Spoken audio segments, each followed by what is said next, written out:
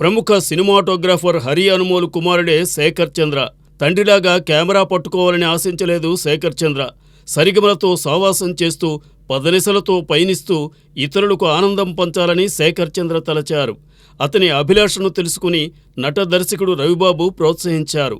రవిబాబు తెరకెక్కించిన అనసూయ సినిమాతో తొలిసారి శేఖర్ చంద్ర సంగీతం జనాన్ని చేరుకుంది. ఆ తరువాత కూడా రవిబాబు రూపొందించిన నచ్చావులే, అమరావతి, మనసారా, నువ్విలా, అవును అవును 2 చిత్రాలకు శేఖర్ చంద్ర బాణీలు భలేగా పనిచేశాయి. అల్లరి నరేష్ హీరోగా తెరకెక్కిన betting Bangaraju, brother of Bommali చిత్రాలకు సైతం వినసొంపైన స్వరాలు సమకూర్చారు శేఖర్.